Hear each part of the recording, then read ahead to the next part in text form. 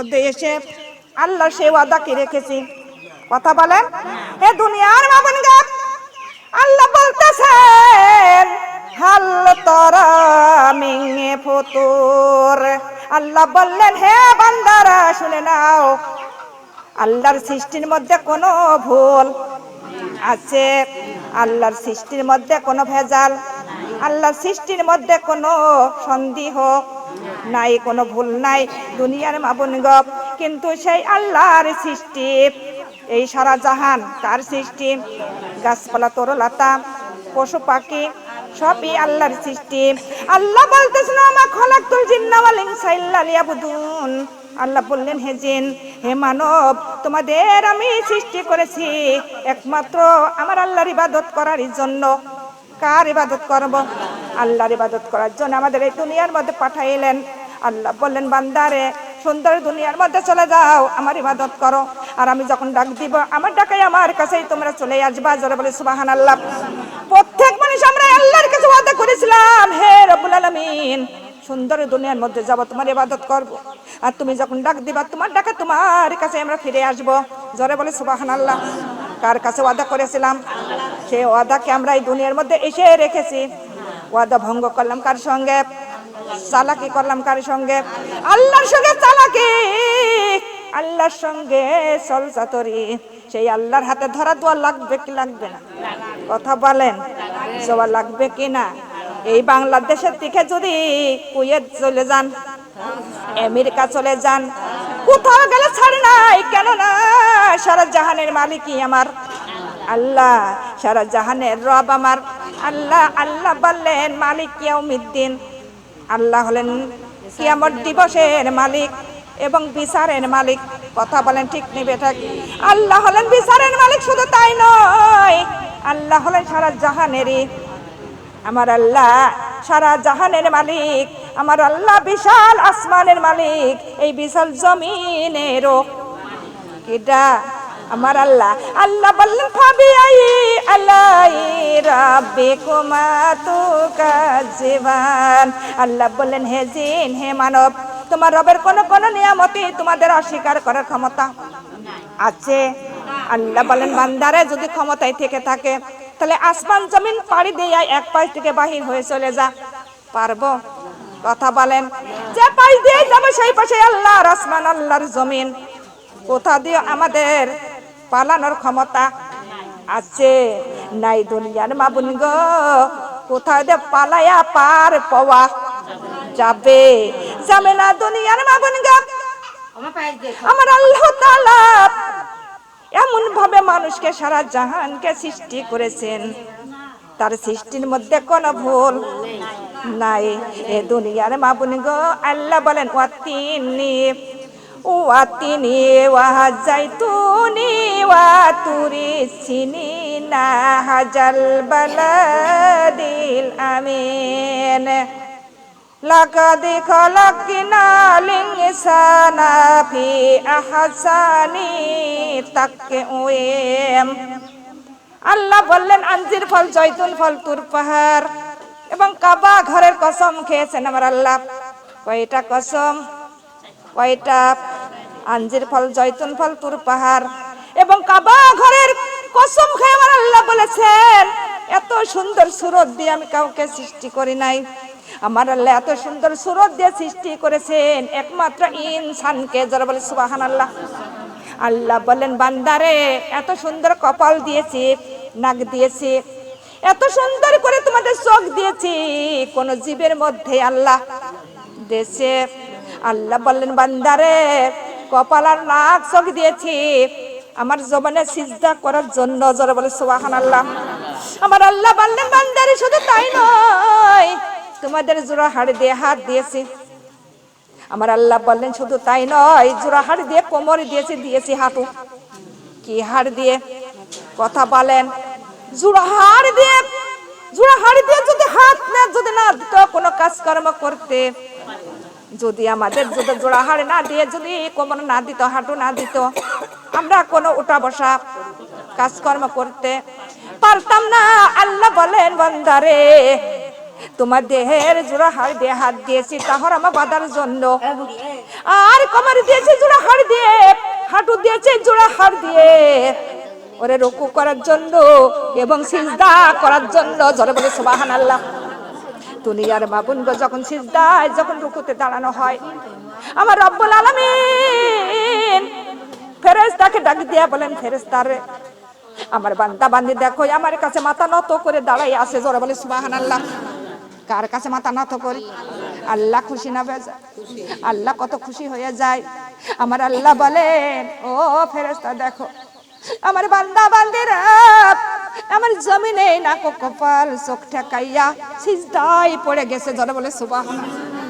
যখন নামাজে ওই সিজদায় যাওয়া যায়, সিজদায় পড়া যায়, আমার আল্লাহ তাআলার নূরের বিছানা তার কপালের নিচ দিয়ে বিছাইয়া দেয়। জোরে বলে সুবহানাল্লাহ। এ দুনিয়ার মাবুনগো, আমার আল্লাহ আমাদের মধ্যে কত কি দিয়ে সৃষ্টি করেছেন। এ দুনিয়ার মাবুনগো, সারা জাহানের মধ্যে আমার আল্লাহ তাআলা এই গাছপালা তরুলতা কত পশু পাখি কত ফলমূল কাদের জন্য সৃষ্টি করেছেন? কথা বলে কার জন্য? কার জন্য সৃষ্টি? আল্লাহ সৃষ্টি করেছে বান্দার জন্য। কার জন্য? এই বান্দা বান্দির জন্য সৃষ্টি করেছেন। আমার আল্লাহ ফলগুলো খাওয়ার জন্য আমাদের সুন্দর দাঁত দেশা কিনা, এমনকি ওই সুন্দর গোশত খাওয়ার জন্য দাঁতগুলো কে দিয়েছেন? কথা বলেন। হে দুনিয়ার বাবুনগো, যখন একটা রোগ হয়, হাড় ফেটে যায়, যদি অ্যাক্সিডেন্ট করেন চলে যাবেন হাসপাতালে, এক্সরে করতে হয়, সোনো করতে হয়, না করে ধরা পড়ে না, পরে। জোরে বলেন। যত ইঞ্জিনিয়ার হোক না কেন, বৈজ্ঞানিক হোক না কেন, ওরে টেস্ট না করলে কোন রোগ ধরা, এমবিবিএস ডাক্তার হোক না কেন, চোখ দিয়ে অনুমানিক কিছুই বলতে পারে না। এক্সরে না করা পর্যন্ত, সোনো করা না পর্যন্ত কোন ডাক্তারই বলতে পারে না। পারে? জোরে বলেন। হে দুনিয়ার বাবুনগো, সেই এক্সরে মেশিন আমার রব্বুল আলামিন তার বান্দা বান্দির মধ্যে দিয়েছেন। জোরে বলে সুবহানাল্লাহ। হে দুনিয়ার বাবুনগো, সেই এক্সরে মেশিন আমার আল্লাহ তাআলা তার বান্দা বান্দির মধ্যে দিয়েছে সুস্বাদ বুঝার জন্য গো। সেই এক্সরে মেশিনটা হলো আমাদের মধ্যে আল্লাহ দিয়েছেন, তার নামই হলেন জিহ্বা। জোরে বলে সুবহানাল্লাহ। তো আপনি চোখ দিয়ে দেখে কোন জিনিসের অনুভব করতে পারবেন না, কোনটা মিষ্টি, কোনটা তিতা, কোনটা পাঁচ বলতে পারবেন? জোরে বলেন। এই জিহ্বার পারে না দেওয়া পর্যন্ত আপনি কিছু টের পাবেন না কোনটার কি স্বাদ। কথা বলেন। এই দুনিয়ার বাবুনগো, রাতের অন্ধকারে আপনি যখন ঘুমের মধ্যে থাকবেন, সন্তানরা ডাক দিবেন, মাগো ও মা, তুমি তোমার জন্য কত ফলমূল নিয়ে এসেছেন, খেয়ে নাও।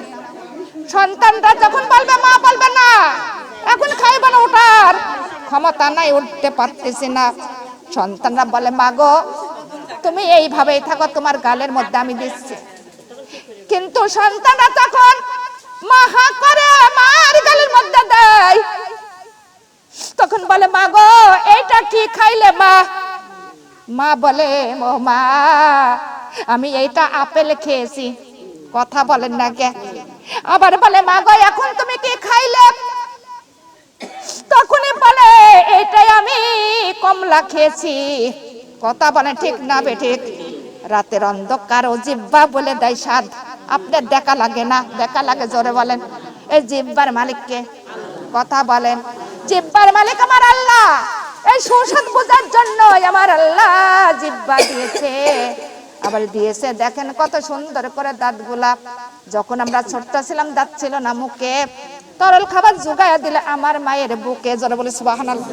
হে দুনিয়ার বাবুনগো, রব্বুল আলামিন তার ইবাদত করার দরকার আছে কিনা? কথা বলেন।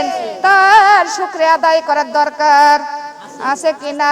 দুনিয়ার বাবুনগো, গাছপালা তরুলতা সবই আল্লাহর সিজদা করে। কার সিজদা? আল্লাহর সিজদা করে। আর আমরা মানুষ হইয়া তার সিজদা করি না, এমন লোক আছে কিনা? জোরে বলেন।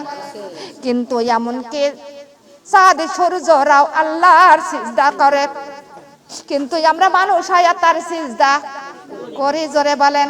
করি না দুনিয়ার মা বোনগা। দেখেন রাত্রে বেলায় পরে পরে পাখিগুলো ডেকে ডেকে ওঠে। আমরা কই যে পাখি কিসমিস করে ডাকতেছে কেন, কিন্তু পাখিরা কিসমিস করে ডাকে না, আল্লাহর জিকির করে। কথা বলেন ঠিক না বেঠিক?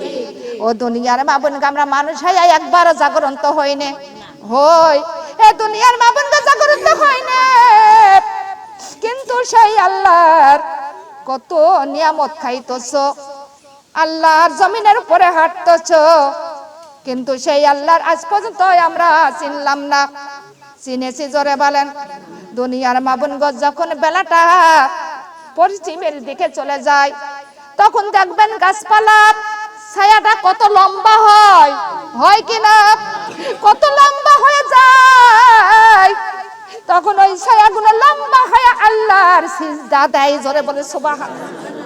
আমরা মানুষ হইয়া নামাজের কোনো খেয়াল নাই, আমাদের সিজদার কোনো খেয়াল নাই, কিন্তু হাদিস কোরআনের মধ্যে জানা যায় গাছপালা তরুলতা পশু পাখি সবাই মিলে তারা আল্লাহর তাসবিহ পড়ে। জোরে বলে সুবহানাল্লাহ। পড়ে কিনা? আমরা মানুষ হইয়া আমরা তাসবিহের কাছেও যাইনে। কথা বলেন? দুনিয়ার মা বোনগা, হযরত মা ফাতেমাতুজ জোহরা হাতে কাজ করতো আর সর্বদা মুখে তাসবিহ পড়তো। জোরে বলে সুবহানাল্লাহ। সর্বদা কি পড়তো? তাসবিহ। একদিন মা ফাতেমাতুজ জোহরা একদিন আটা ফেসতেছেন যাতাই আটা ফিসতে ফিসতে ঠিকই তিনি ঘুমিয়ে পড়ছেন। এমন সময় হযরত উম্মে সালমা মা ফাতিমার বাড়িতে যে দেখে মা ফাতিমা ওই যাতারে কোলে ঘুমিয়ে পড়ছে। এমন সময় তিনি এই দৃশ্য দেখে বাড়িতে চলে আসলেন। বাড়িতে এসে আল্লাহর নবীকে বলতেছেন, আল্লাহর নবী, মা ফাতিমার বাড়িতে যে দেখি মা ফাতিমাতুজ জোহরা ওরে যাতা ঘুরাইতে ঘুরাইতে যাতার কোলে ঘুমিয়ে পড়ছে, কিন্তু সেই যাতাটা একটা লোক ঘুরাইতেছে আর হাসান হোসেনের দোলনায় কে যেন দোলনা দিতেছে আর কে যেন বসে বসে তাসবিহ পড়তেছেন। জোরে বলে সুবহানাল্লাহ। আল্লাহর নবী বললেন, উম্মে সালমা শুনে নাও, আমার মা ফাতিমা তিনি সর্বদা হাতে কাজ করে আর মুখে তাসবিহ পড়ে, তাই এখন ঘুমিয়ে পড়ছে।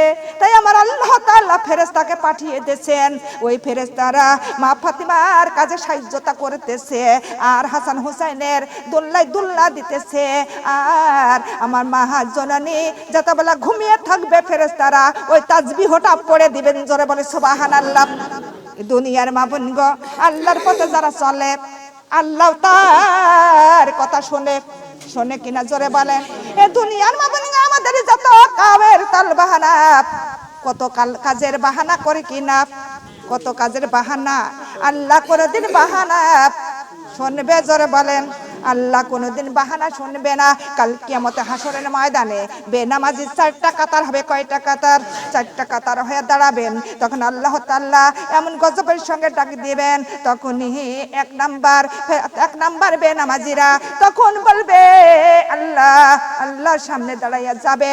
আল্লাহ বলবেন, তোমরা আমার কতটুকু ইবাদত করছো আর কতটুকু নিয়ে আসছো? তারা বলবে, আল্লাহ বলবে, আল্লাহর কথা শুনে তারা বলবে, হে রব্বুল আলামিন, আমরা কোনো ইবাদত করতে পারি নাই। আল্লাহ বলবেন, কেন পারো নাই? তারা বলবে, আমাদের কাজ ছিল বেশি, কাজের জন্য আমরা ইবাদত করতে পারি নাই। আল্লাহ বলবেন, সুলাইমান আলাইহিস সালাম তিনি ছিলেন দুনিয়ার বাদশা, 1 সেকেন্ড 1 মিনিট খাড়ানো তার বসার টাইম ছিল না, কিন্তু সেই সুলাইমান একদিনকার ইবাদত আমার ছাড়ি নাই।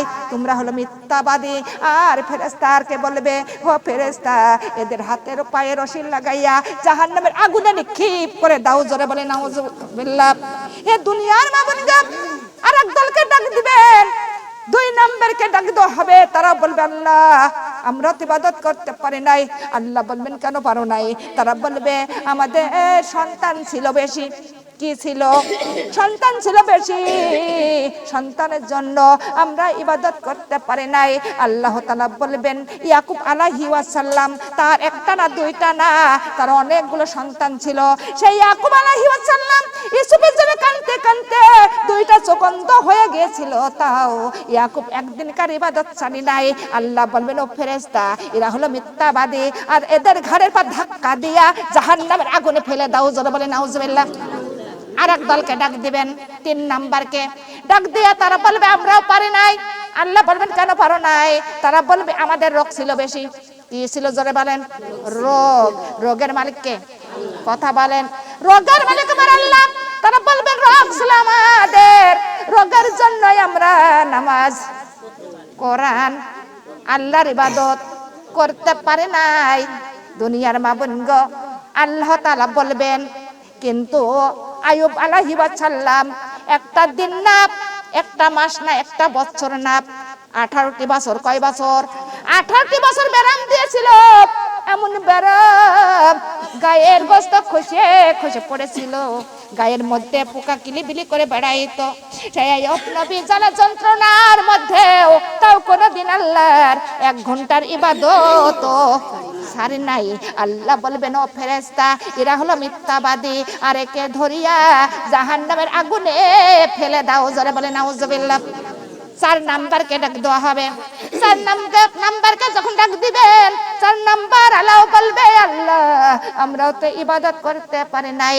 আল্লাহ বলবেন কেন পারো নাই? তারা বলবে আমাদের স্বামী ছিল বড় জালিম। কিডা ছিল? স্বামী।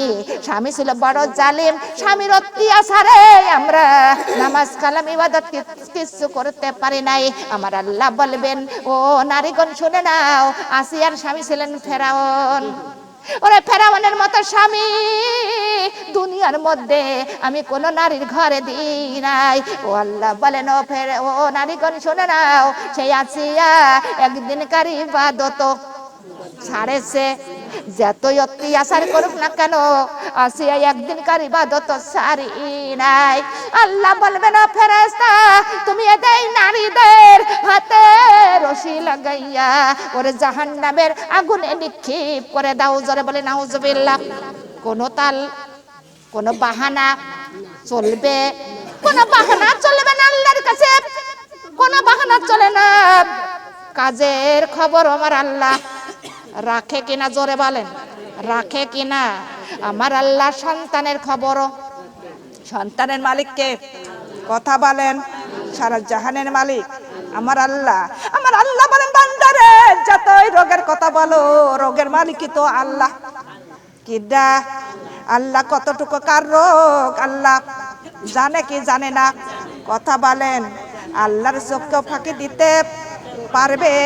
হে দুনিয়ার বাবুন গাপ, আমার আল্লাহ স্বামীর খবর রাখে কিনা? এই স্বামীর মালিককে? কথা বলেন। আমার আল্লাহ কার কেমন স্বামী আমার আল্লাহ ভালোই জানে, জানে কিনা? সন্তানের কথা বলে ওই নামাজ কাজা দোয়া কি যাবে? কথা বলেন। নামাজ কাজা দোয়া যাবে না। স্বামীর কথা শুনেও নামাজ কাজা দোয়া যাবে না। কিন্তু হযরত আসিয়া এমন অত্যাচার সহ্য করে তিনি রমজান মাসে 3টা রোজা তখন ফরজ ছিলেন, কিন্তু 1 গ্লাস পানি খাইয়াও তিনি রোজা রাখতেন। এমনকি একটি খেজুর খাইয়া রোজা রাখতো। এ দুনিয়ার মা বোন গো, যখন ফেরাউন বাড়িতে আসতো তখন তিনি পানটা গালের মধ্যে দিয়া চাবাইতো, আর যখন ফেরাউন চলে যেত তখন তার গাল মুখ পরিষ্কার করে নিতেন। জোরে বলে সুবহানাল্লাহ। আমার আল্লাহ সব খবর জানে কি জানে না? আমার আল্লাহর চোখকে ফাঁকি দিতে পারে? হে দুনিয়ার মামুন কথাই বলতেছে আমাদের আর টাইম নাই। কখন আমরাও দুনিয়া ছেড়ে চলে যাব কি যাব না, কখন আমাদের বিদায় হয়ে যেতে হবে, মরণ কখন কার আসবে কেউ বলতে পারে? ঘুমের মধ্যেও মওত হতে পারে কিনা? গোসলের মধ্যে, সফরের মধ্যে, এমনকি আমাদের কখন মওত চলে আসে গো কেউ বলতে পারে না। পারে কিডা? কথা বলেন। আমার আল্লাহ পারে। আল্লাহ ছাড়া এই মৌতের খবর কেউ বলতে। কিন্তু আল্লাহ বলেন কুল্লু নাফসি যায়িকাতুল মাউত। আল্লাহ বলেন যা জীবন দিয়েছে মৌতের স্বাদ গ্রহণ করাই লাগবে, মৌত মাপ নাই। কিন্তু কত সালে, কোন তারিখে, কোন সময় কার মৌত হবে এই কথাটা আল্লাহ কারোর মধ্যেই জানাই নাই। জানাইছে জোরে বলেন? কারোর মধ্যে জানাই নাই। কিন্তু যদি এই খবরটা আল্লাহ যদি তার বান্দা বান্দির মধ্যে তা জানাইতো, ওরে কোনো বান্দা কাজ কর্ম করতো না। করতো জোরে বলেন? সব কিছু ছেড়ে দিত, ওরে এই মৌতের চিন্তায় থাকতো। তাই আল্লাহ এই খবরটা জানাই নাই। কিন্তু মৌত হবেই হবে, ওইটাও আমাদের সব সময় ভয় রাখতে হবে যে কখন মৌত চলে আসে। কথা বলেন ঠিক না বেটে? আমারে মারণ আসবে কখন তো জানে না। আলহামদুলিল্লাহ, কখন মরণ আসবে কেউ জানে? জানে কি? কথা বলেন? আল্লাহ তাআলা ছাড়া কেউ জানে না। কিন্তু আমাদের মৌতের জন্য প্রস্তুতি থাকার দরকার আছে কিনা? আমাদের ঘুমের মধ্যেও মৌত, নিদ্রার মধ্যে, আহারের মধ্যে, গোসলের মধ্যে, সফরের মধ্যে কখন মৌত চলে আসে কারো জানার ক্ষমতা আছে? এ দুনিয়ার মাবনগা একটা বাচ্চা, কিন্তু বাচ্চাটা ছিলেন অহংকারী বাচ্চা। কি বাচ্চা? অহংকারী বাচ্চা। ওই বাচ্চার টাকা পয়সা ধন সম্পদ কোনো তার অভাব অনটন, সে নিজেও জানতো না যে আমার এত টাকা পয়সা। কিন্তু অহংকারী বাচ্চা, তার সামনে কারোর কথা বলার ক্ষমতা। এমন বাচ্চাও আছে, এমন বিদ্যান মাত্র 12 আছে কিনা এ দুনিয়ার মাবনগা? কিন্তু সেই বাচ্চা একদিন সফরে যাইতেছে, তার রাখালকে বললেন, রাখাল তুমি আমার হাজার হাজার ঘোড়ার মধ্যে একটা সৌন্দর্য ঘোড়া বেছে আনো। সৌন্দর্য ঘোড়া সাজ সাজাইয়া আনা হলো। তার হাজার হাজার পোশাক ছিল, তার মধ্যে থেকে জামজমক একটা পোশাক এনে দেওয়া হলেন। জামজমক পোশাকটা পরে সেই সাজ সাজানো ঘোড়ার পিঠে পার উঠে বাচ্চা তখন সফরে যাইতেছে। কিছু দূর যাওয়ার পরে তখন একটা বৃদ্ধ লোক ওই রাস্তার পারে দাঁড়ায়া গেল। দাঁড়িয়ে তখন বলতেছে, বাচ্চা দাঁড়াও। কিন্তু বাচ্চার সামনে কারোর কথা বলার ক্ষমতা। কিন্তু সেই বৃদ্ধটার গায়ে ছিল ছিঁড়া ফাড়া জামা, কিন্তু চুলগুলো এলিবেলি, এমন চেহারা, কুষ্ঠির চেহারা নিয়ে তার সামনে দাঁড়াইয়া বলতেছে, বাচ্চা দাঁড়াও। বাচ্চা তখন বলতেছেন, ধমক দেয়া বললেন, তুমি কে? এত বড় সাহস যে আমার সামনে তুমি দাঁড়াইয়া আমাকে তুমি ডিস্টার্ব করতেছ? তোমার এতবার স্পর্ধা কে দিয়েছে? তখনই বাচ্চা আবারও ঘোড়ার লাগাম ধরে আবারও ঘোড়ার ডপর দেয়। এমন সময় ওই বৃদ্ধটা তখন ঘোড়ার লাগামটা কেড়ে নিলেন। যদি ঘোড়ার লাগাম কেড়ে নেয়, ঘোড়াকে চালানো যায়? কথা বলেন? ঘোড়ায় আর চালানো যায় না। তখন ওই ঘোড়ার লাগাম যখন কেড়ে নিলেন, বাচ্চার রাগ হয়ে গেল। রাগ হয় কিনা? রাগ হইয়া তখনই বলতেছে, বাচ্চারে তোমার এতবার সাহস কে দিয়েছে যে আমার ঘোড়ার লাগাম তুমি কেড়ে নিলে? এত বড় আসপর্দা তোমার! তখনই বলতেছে, তোমার পরিচয় কি? তুমি কে? তখন ওই বৃদ্ধ লোকটা বললেন, বাচ্চা আমি তোমার পরম আত্মীয়, ঘনিষ্ঠ বন্ধু। বলতেছে, এমন বন্ধু আমার কেউ নাই, এমন আত্মীয় আমারও দুনিয়ার মধ্যে কেউ নেই। কিন্তু তখনই ওই বাচ্চা তখন ওই ঘোড়ার লাগাম কেড়ে নিতে যায়।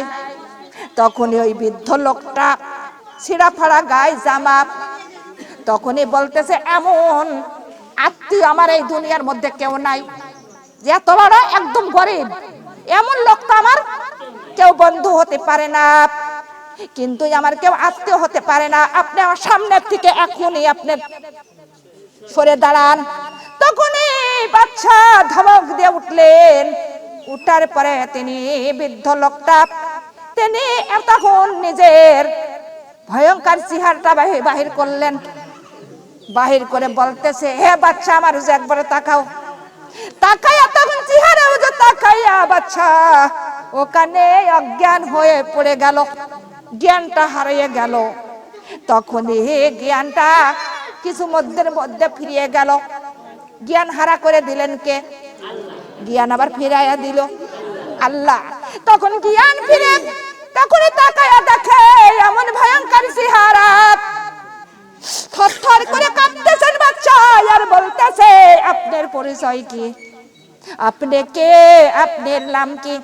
কোন শহরে আপনার বাড়ি? তখনই তিনি বলতেছেন, বাচ্চা আমার ঘরে বাড়ি কিছুই নাই, কিন্তু আমার একটাই পরিচয় মানুষের মধ্যে, আমার নামই হলেন মালিকাল মাউত, আমি সেই আজরাইল আলাইহি ওয়াসাল্লাম। জোরে জোরে বলে সুবহানাল্লাহ। কার হুকুমে এসেছে? এসেছি আমি আল্লাহর হুকুমে। এখনই তোমার রূহটা কবজ করে নিব।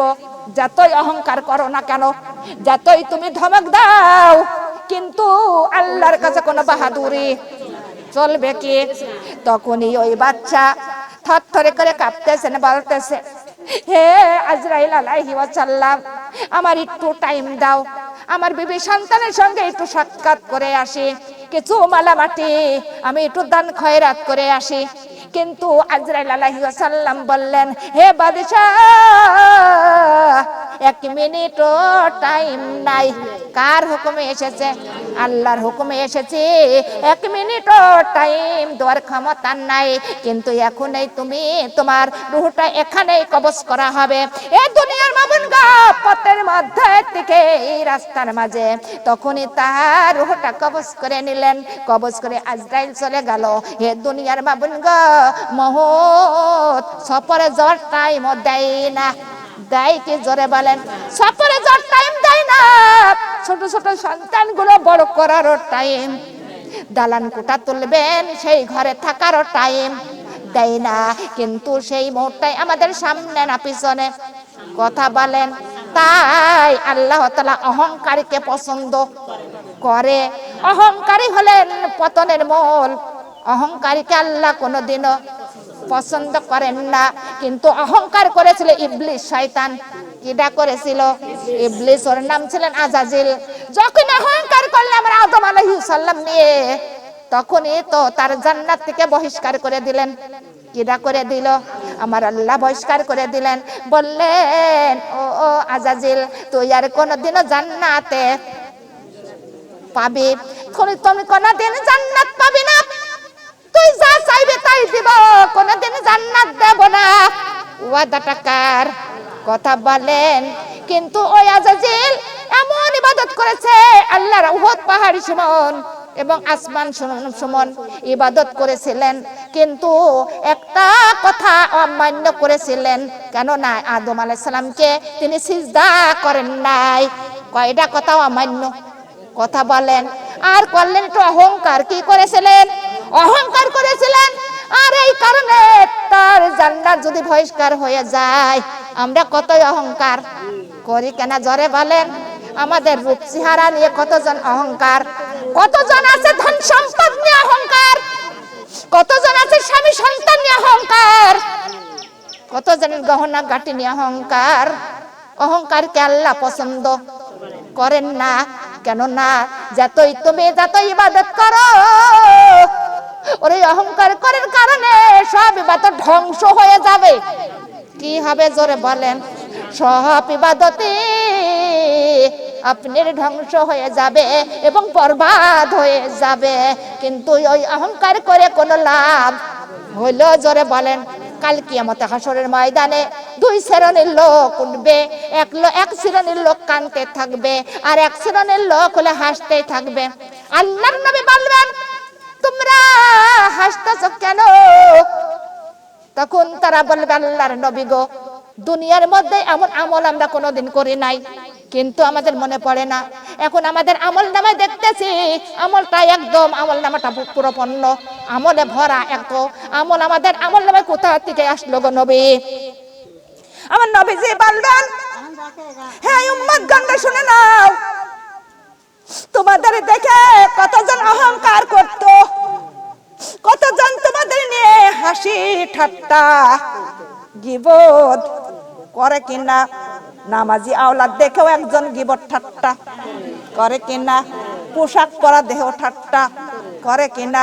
তাই আল্লাহর নবী বললেন তোমাদের নিয়ে এইভাবে ঠাট্টা করত, তাই ওদের সব আমলটুকু তোমাদের আমল নামায় চলে এসেছে। আর তোমাদের যে বটটুকু ছিল ওই বটটুকু তার আমল নামায় চলে গেছে। জোরে বলে সুবহানাল্লাহ। অহংকার করে গীবত করে কোনো লাভ হইল? জোরে বলেন হলো না। তাই তখন ওরা কাঁদতেছেন। আল্লাহর নবী বলতেছে তোমরা কাঁদতেছো কেন? তারা বলল আল্লাহর নবী গো, সারা রাত ধরে আল্লাহর ইবাদত করেছি, আমরা নফল নামাজে রাতটা কাটাইছি, কোরআন পড়েছি, রোজা রেখেছি, কিন্তু এখন দেখি আমাদের আমল নামায় একটা আমলও নাই, আমলটা একদম ফাঁকা, আমল নামাটা একদম ফাঁকা। তাই আমরা কাঁদতেছি, এত আমল কোথায় গেল? আল্লাহর নবী বললেন হে আমার উম্মতগণ শুনেন না, তোমরা সারা রাত ধরে আল্লাহর ইবাদত করছো, সকাল বেলা উঠে আমাদের নামে গীবত করছো, অহংকার করেছো, তাই তোমাদের আমল নামা, তোমাদের যত আমল ছিল তার আমল নামায় চলে গেছে, আর তার বাদটুকু তোমার আমল নামায় এসে পুরো পূর্ণ হয়ে গেছে, কিন্তু তোমাদের এখন আমল নামায় কিছুই নাই। তাই আল্লাহর নবী বলেছিলেন যে গীবত যদি করতে হয় তোমাদের মা বাবার নামে করো। কার নামে? মা বাবার নামে করো, তাহলে তোমাদের আমলটুকু মা বাবার আমল নামে চলে যাবে। পরে কেউ গীবত কইরো না, আর পরে যদি গীবত করো তোমার আমল নামার সমস্ত আমল তার চলে যাবে, তোমার আমল নামা হয়ে যাবে গো ফাঁকা। সেই দিন কাঁদলে কোন লাভ হবে?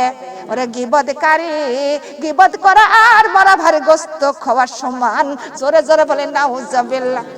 একদিন রমজান মাসে দুইটা ব্যক্তি বসে, দুইটা মহিলা বসে এক জায়গায় গীবত করতেছে। আল্লাহর নবী পাশ দিয়ে যাচ্ছেন, আল্লাহর নবী বলতেন তোমরা কি গীবত করো না? আল্লাহর নবী বলতেছেন তোমরা কি গীবত করতেছো এখানে বসে বসে? কিন্তু গীবত করা আর মরা ভারী গোস্ত খাওয়ার সমান, কিন্তু গোস্ত খাচ্ছ। তখন ওই মহিলারা বলতেছে কই আমরা তো এখানে বসে আছি, মরা ভারী গোস্ত কই খাচ্ছি? তখন আল্লাহর নবী বললেন গলার মধ্যে হাত দিয়ে দেখো নলির মধ্যে। তখনই ওই মহিলাটা নলির মধ্যে হাত দিয়ে দেখে তাজা তাজা গোস্ত নলির মধ্যে থেকে বাহির হইতেছে। জোরে বলি নাউজুবিল্লাহ। আল্লাহর নবী কোনদিন মিথ্যা কথা, আল্লাহর নবী কোনদিন সালসাতরি কথা, কোনদিন চিট পাটানির কথা কোনদিন বলে নাই। বলেছে জোরে বলেন, ওরে চিট বাটপারে কথা বলেছে আবু জাহেল, আবু সুফিয়ান, আবু লাহাব। আল্লাহর নবী কোনদিনও মিথ্যা কথা, ওরে মিথ্যা কথা বলেছেন আবু লাহাব, আবু জেহেল, আবু সুফিয়ান, এরা সব মিথ্যা কথা বলতো। আল্লাহ রাসূল কোনদিন মিথ্যা কথা বলেছে? জোরে বলেন কালিমা লা